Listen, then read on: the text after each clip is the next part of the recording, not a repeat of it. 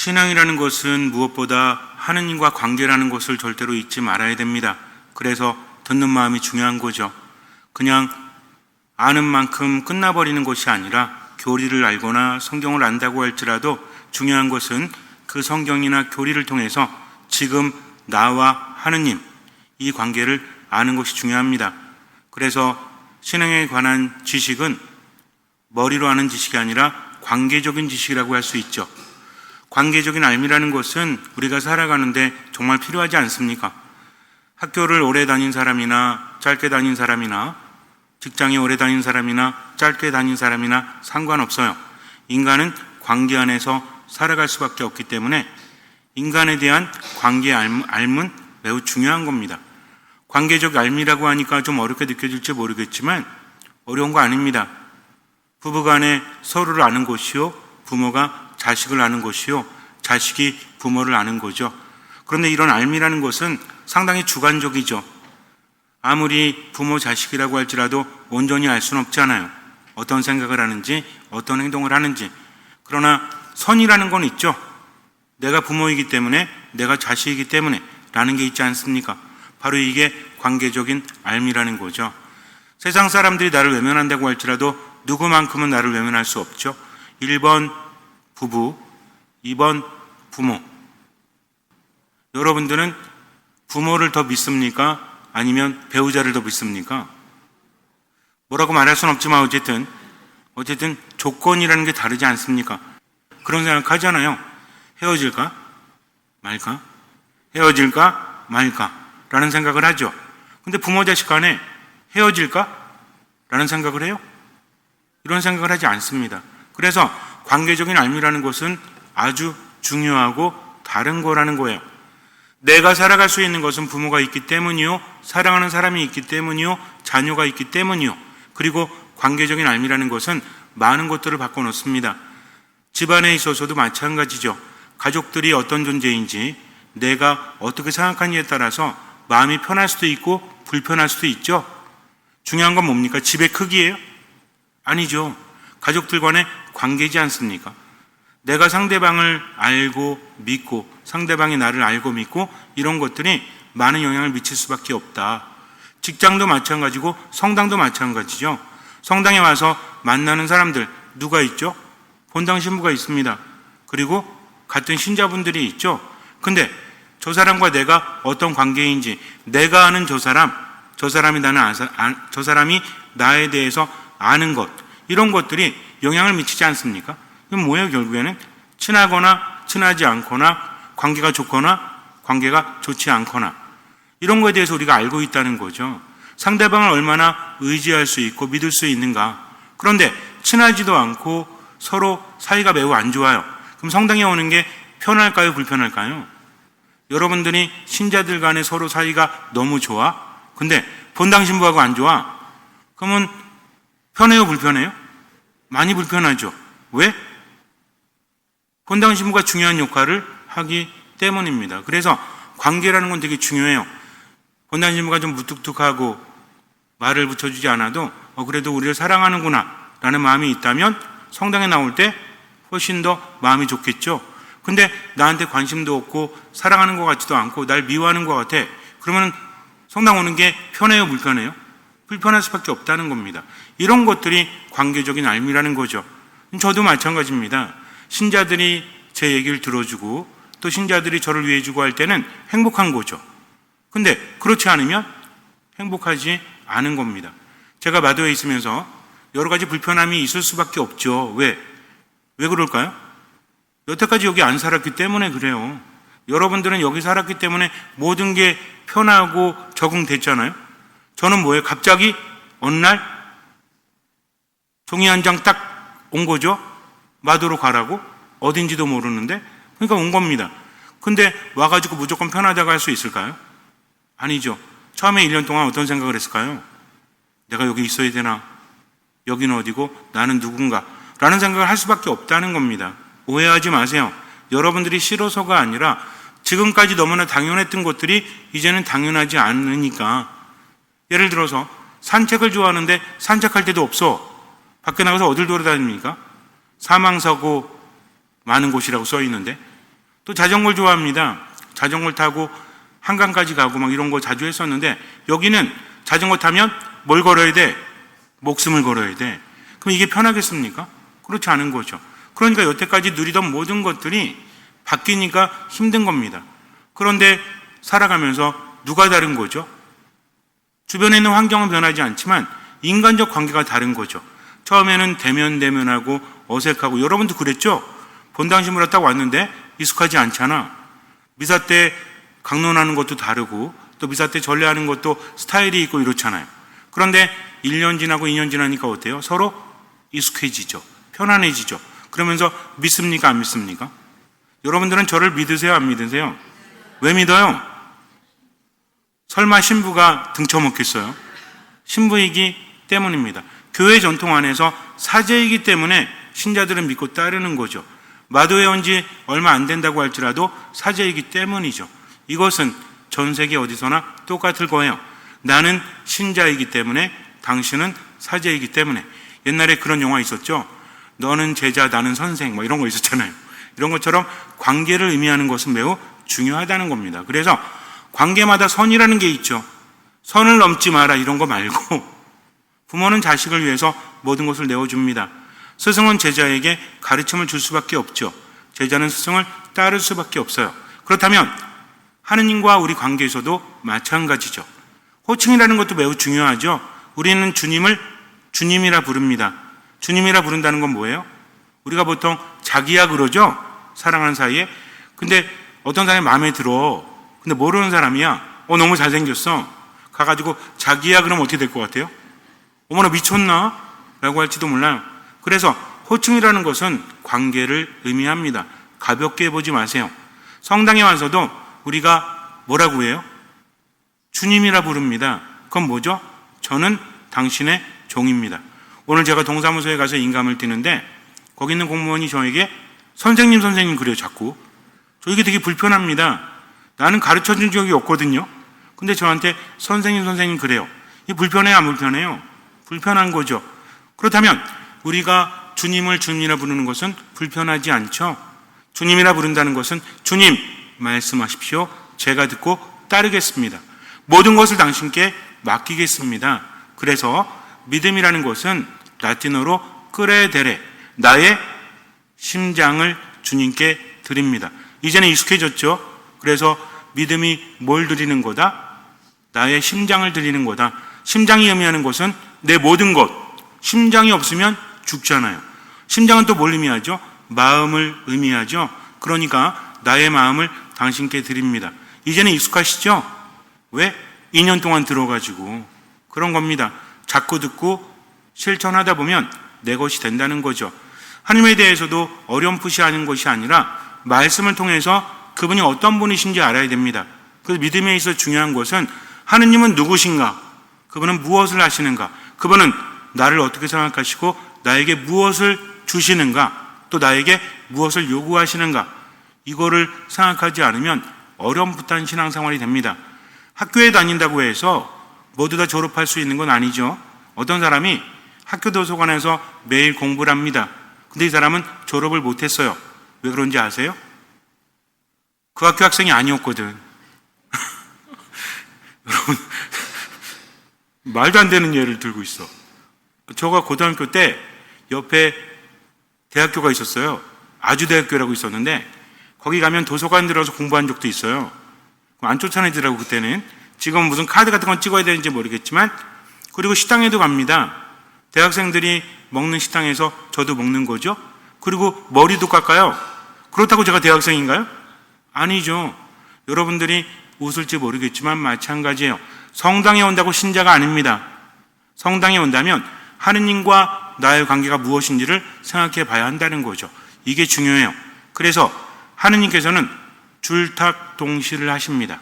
이게 뭐냐면 병아리가 알에서 태어날 때 어미가 적정한 순간에 쪼아줍니다. 그래야만 새끼가 나올 수 있는 거죠. 혼자는 나올 수 없어요. 근데 아무 때나 쪼으면 어떻게 될까요? 아직 이 병아리가 안 됐는데 막 쪼아. 그럼 뭐가 나와? 계란이 나오지. 계란, 날계란이 나오고 이러면 안 되는 거예요. 그러니까는 엄마는 어때요? 자기가 품고 있기 때문에 알고 있지 않습니까? 그리고 귀를 기울이는 거죠. 그러다가 자꾸만 얘가 나오려고 한다. 때가 되면 엄마가 어떻게 하는 거예요? 쪼아줍니다. 쪼아주면서도 아내 상황을 주시하죠. 그러면서 원래는 누가 나와야 돼요? 병아리가 나와야 됩니다. 그러니까 병아리가 할 수 있는 만큼 하면 나머지를 도와준다. 그러면서 태어나게 해주는 거죠. 신앙도 줄딱 동시입니다. 왜냐하면 우리에겐 자유의지가 있기 때문에. 자유의지란 무엇일까요? 자유의지라는 것은 선택과 연결되어져 있죠. 이런저런 생각을 합니다. 인간의 생각이라는 것은 체험을 통해서 바뀌죠.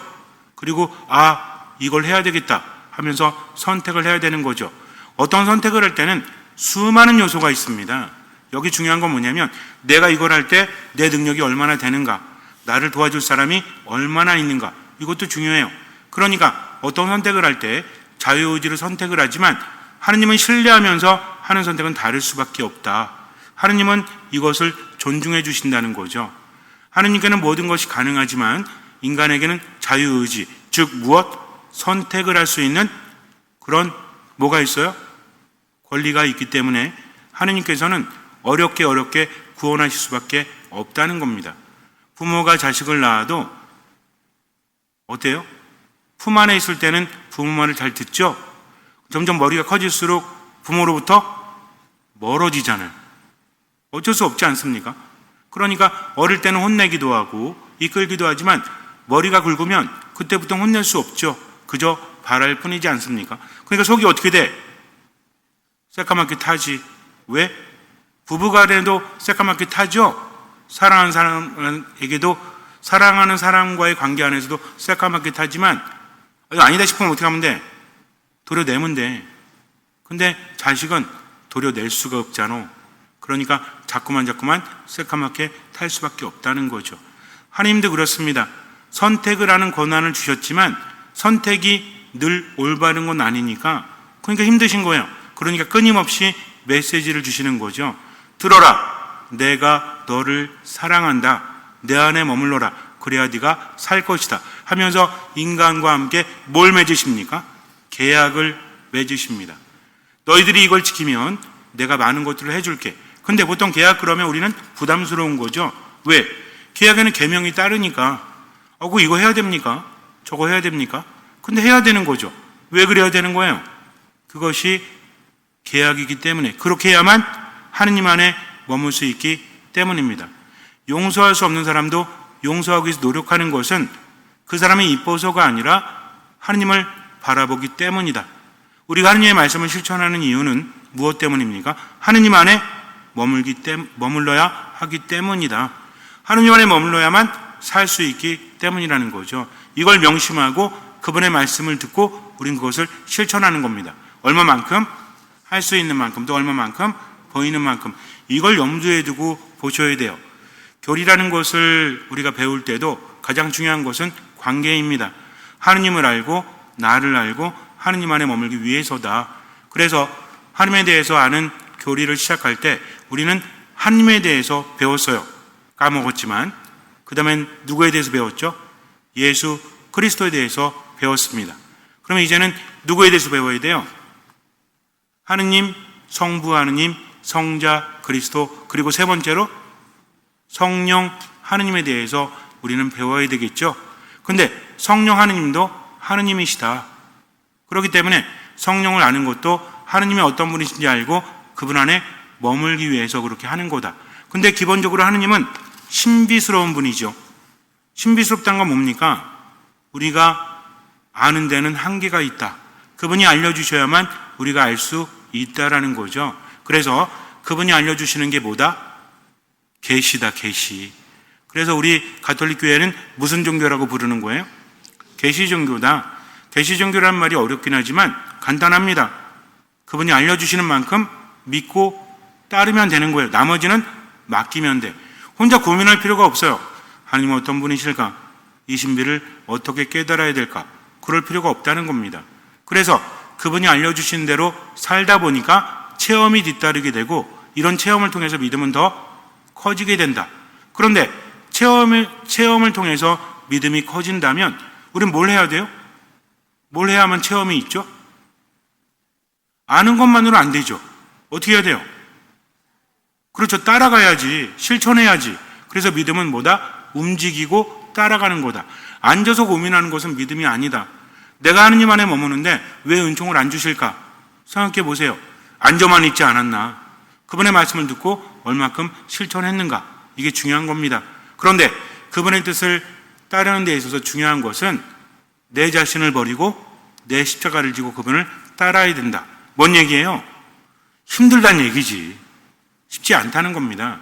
그러나 인간의 인생은 어차피 힘들어요.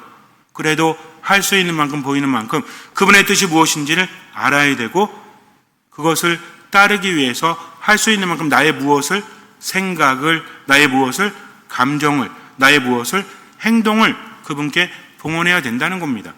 이 세 가지 중에서 우리가 할 수 있는 건 행동이죠. 그렇지 않습니까?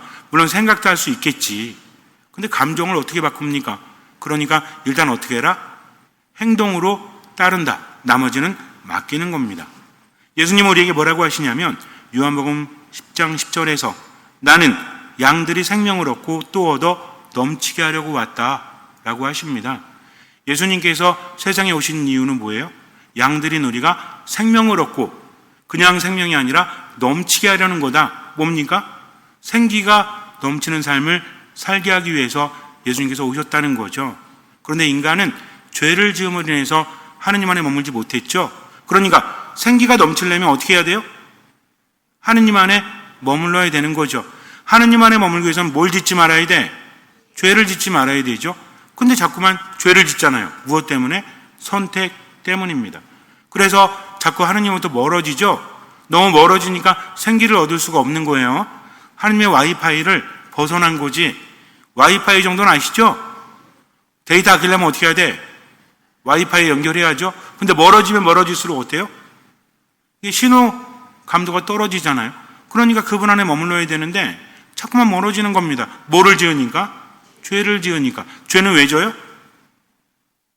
하나님의 뜻을 따르지 않는 거죠. 죄가 뭡니까? 하나님의 뜻에 불순종하는 거죠. 뭐 하지 않으니까? 겸손하지 않으니까. 요 개념 정도는 알아야 됩니다. 겸손이 뭐냐, 교만이 뭐냐, 불순종이 뭐냐, 순종이 뭐냐, 그리고 생명이 뭐냐, 죽음이 뭐냐, 또 죄가 뭐냐. 요거는 다 기억 못해도 물을 때마다 대답할 정도는 돼야죠. 그죠? 오늘 대답 잘하셨으니까 어쨌든 그거를 머릿속에 좀 구도로 삼으세요. 중요한 건 뭐다? 하느님 안에 머물러야 되는데 머물지 않고 내 뜻대로 하니까 하나님의 뜻과 반대로 살아가니까 멀어진다. 그러니 뭐가 찾아왔다? 죽음이 찾아왔다.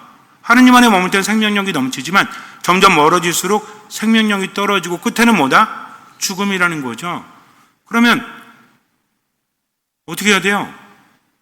죽음에서 벗어나려면 죽음이라는 게 혼자 오나? 고통과 함께 오잖아요. 우리 왜 힘든 거야? 이 신앙적인 대답을 해야 됩니다. 여러분들 이거 착각하시면 안 돼요. 왜 힘듭니까? 그러면 여러 가지 이유가 있죠.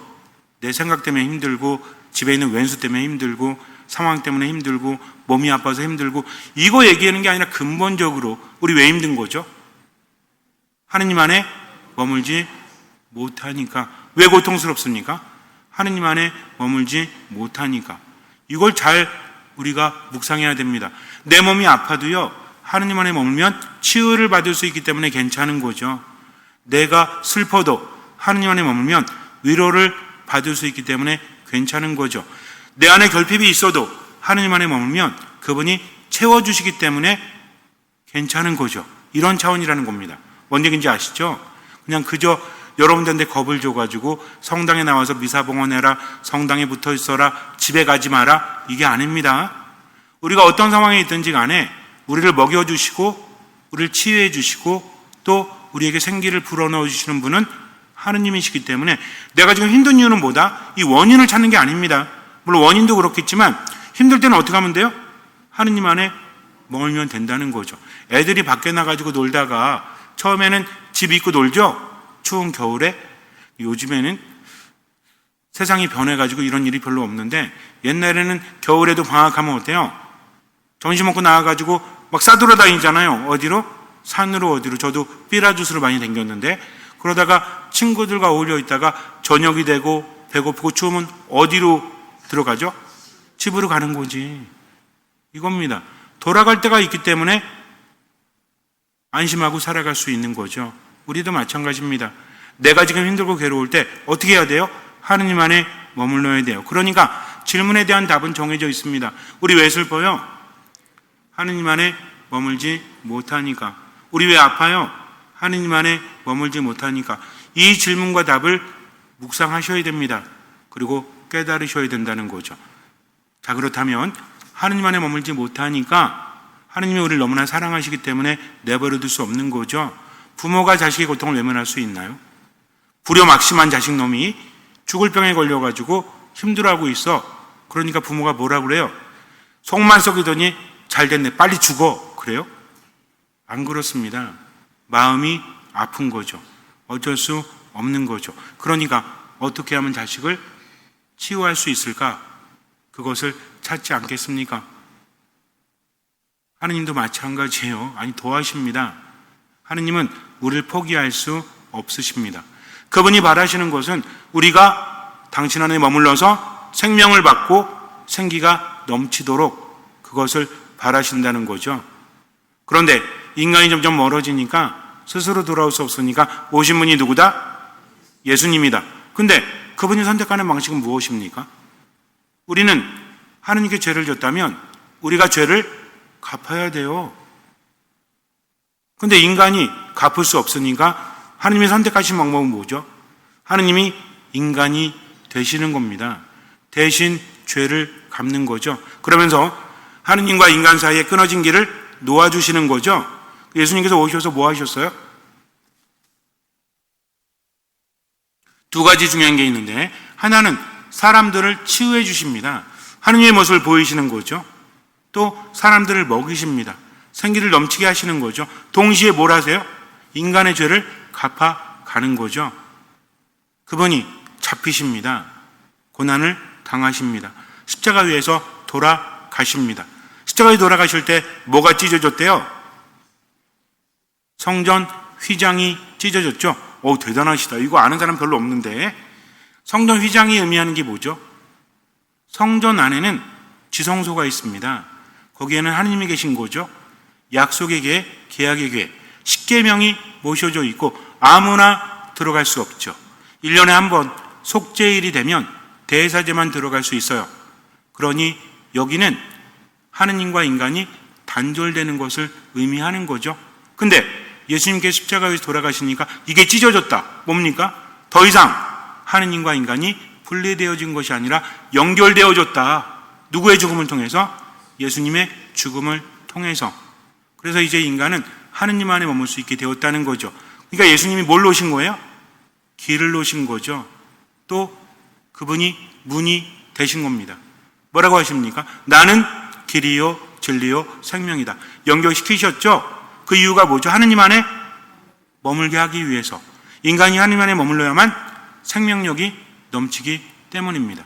그러면 예수님께서 뭐라고 하시죠? 이제 떠나시잖아요. 길만 놓으시면 끝나나? 아니, 그분의 목적이 뭐죠? 하느님 안에 머물면서 생명력이 넘쳐흐르게 하는 거잖아. 근데 떠나시면 우리 어떻게 하라고?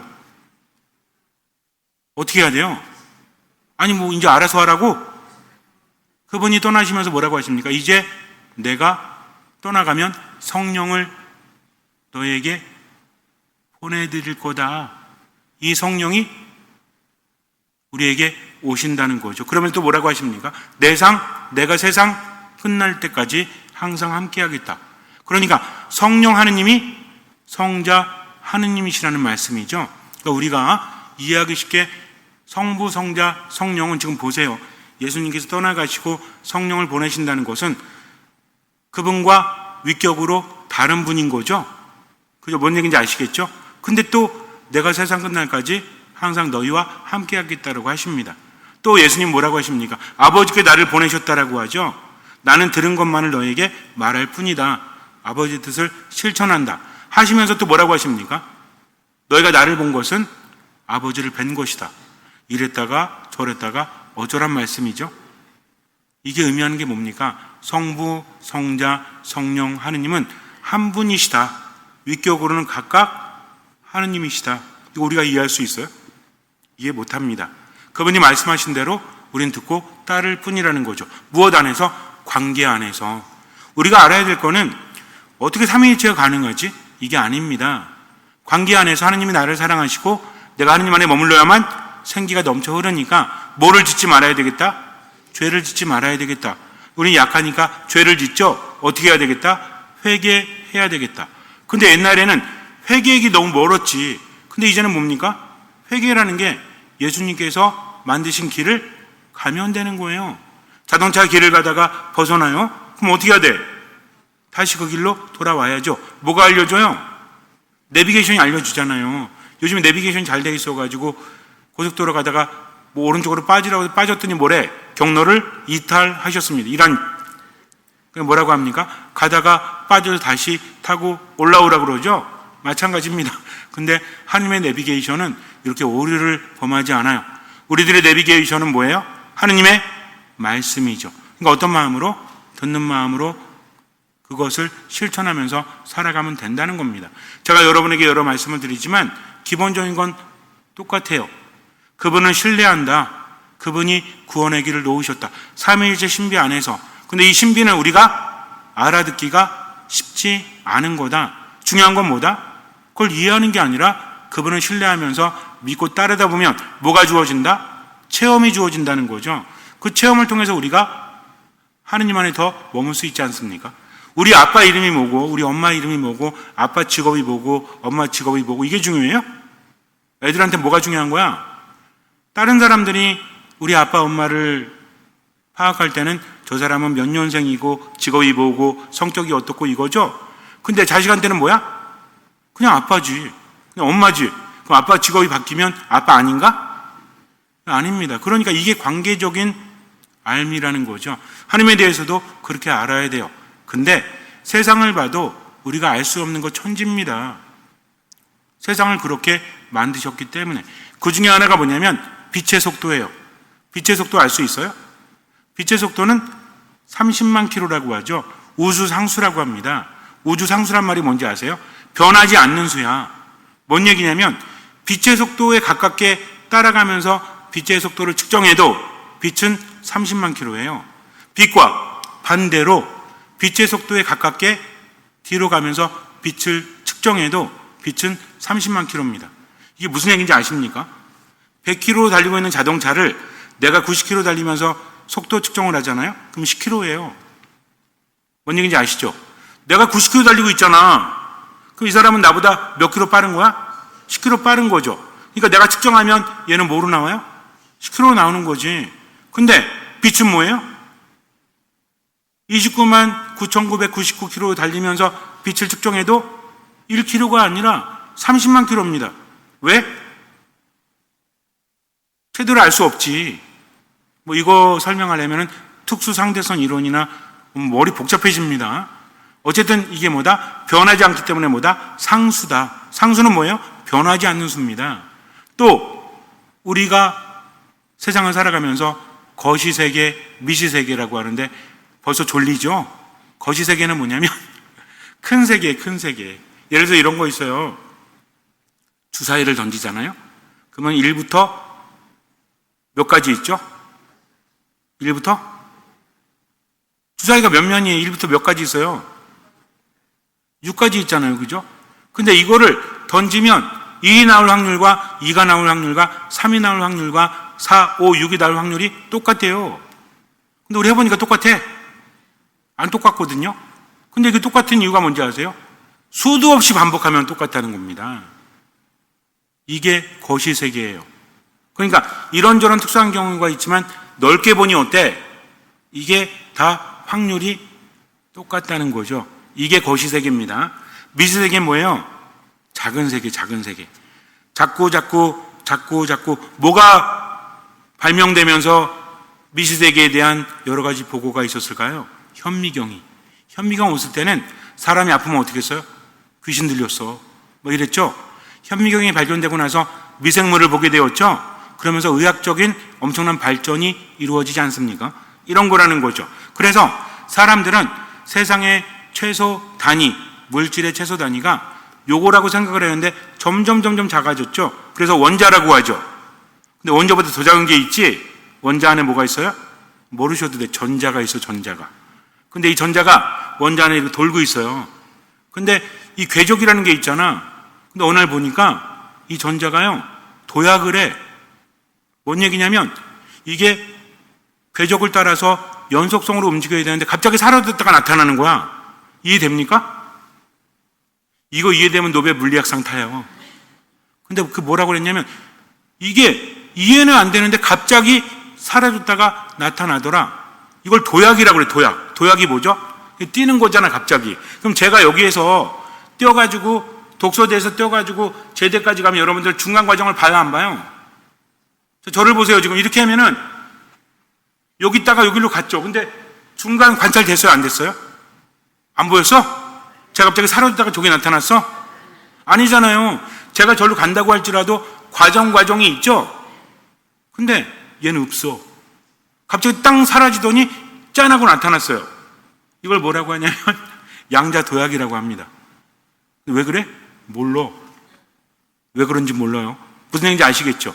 그러니까 거시세계나 미시세계도 우리가 모르는 게 많다. 왜 그런지 모르지만 그러나 그렇게 되고 있잖아요. 그렇지 않습니까? 그럼 하나님에 대해서는 더 신비스러운 거죠. 우리가 알 수 있다 없다? 있을 수도 있고 없을 수도 있는데 뭐만 한다? 알려주신 것만. 왜? 그것만 알아도 충분하기 때문입니다. 고민하지 마세요. 여러분들 스마트폰이 어떻게 움직이는지 아세요? 중요하지 않잖아. 그러니까 우리는 고장나면 어떻게 해? 껐다 키죠.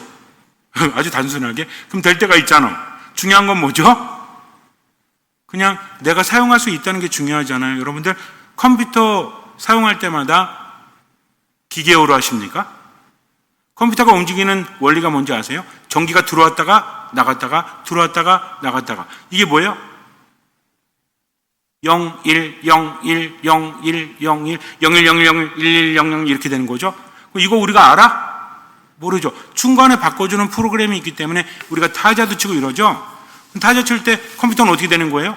그 안에서 기계어로 변환해서 다시 작업을 하고 우리에게는 다시 변환해서 보여주는 거죠. 이게 빠르게 되는 겁니다. 뭔 얘기인지 아시겠죠? 저도 모르고 얘기하는 거기 때문에 여러분들도 그냥 대충 감으로 알아들으시면 돼. 세상에 우리가 모르는 게 많다. 근데 어떻게 하느님을 알 수 있겠습니까? 중요한 건 그게 아니다. 하느님은 머리로 이해되어지는 것이 아니라 삶으로 체험되어지니까 어떻게 해라? 듣고 따르라. 성령도 마찬가지입니다. 성령이 하시는 일은 뭐예요? 자, 성부 하느님은 세상을 창조하셨죠? 성자 하느님은 우리를 구원하셨죠. 길을 놓으셨어요. 성령 하느님은 우리를 성화시킵니다. 이 모든 것들은 우리가 하느님 안에 머물 수 있도록 그래야만 우리가 살기 때문에 이게 하느님의 목적이라는 거죠. 그러니까 성령도 어떤 일을 하시는 거예요? 결국에는 우리가 하느님 안에 머물 수 있도록 지금 우리 안에서 움직이시는 분이시다. 요 정도만 아시면 돼요. 그럼 그 다음에는 성령에 대해서 우리가 알아야 될 것을 더 구체적으로 얘기하면 되겠죠. 어쨌든 중요한 건 뭐냐면 하느님은 우리가 하느님 안에 머물 수 있도록 그렇게 하시는 분이다. 그래서 창조하신 거잖아요. 그래서 구원하신 거잖아요. 그래서 성화하시는 거죠. 우리의 목적은 뭐예요? 하느님 안에 머무는 거다. 하느님 안에 머물 때 생명력이 넘쳐 흐르기 때문이다. 아주 중요합니다. 그래서 성경이나 교리에 대해서 아는 것도 중요하지만 이 기본이 가장 중요하다. 이거 아는 상태에서 우리는 보면 되죠. 그러니까 그분께서 시키는 일은 뭐다? 내가 따르면 하느님 안에 머문다. 따르지 않으면 하느님 안에 머물지 못한다. 이런 것들을 우리가 감안해 두고 또 하느님은 우리가 알 수 없는 분이지만 알려주시는 만큼만 믿고 따라가면 더 믿음이 깊어진다. 뭔 얘기인지 아시겠죠? 믿음이 깊다는 건 누구 안에 더 깊게 머문다는 거예요? 하느님 안에 더 깊게 머문다는 겁니다. 잠시 눈을 감으세요. 신앙이라는 것은 하느님과의 관계죠. 하느님을 아는 만큼 믿음이 깊어집니다. 하느님을 아는 만큼 하느님 안에 머물게 되죠. 그분을 따르게 되죠. 하느님 안에 깊이 머물면 우린 생명을 받습니다. 생명력이 넘쳐 흐르죠. 아무리 힘든 일이 있어도 그 생명력으로 이겨낼 수 있습니다. 왜냐하면 하느님 안에 머물기 때문이죠. 하느님은 우리와 함께 하십니다. 그러면서 우리도 당신과 함께 하기를 바라세요. 당신 안에 머물기를 바라십니다. 우리가 알아야 될 것은 단 한 가지입니다. 바로 듣는 마음이라는 거죠.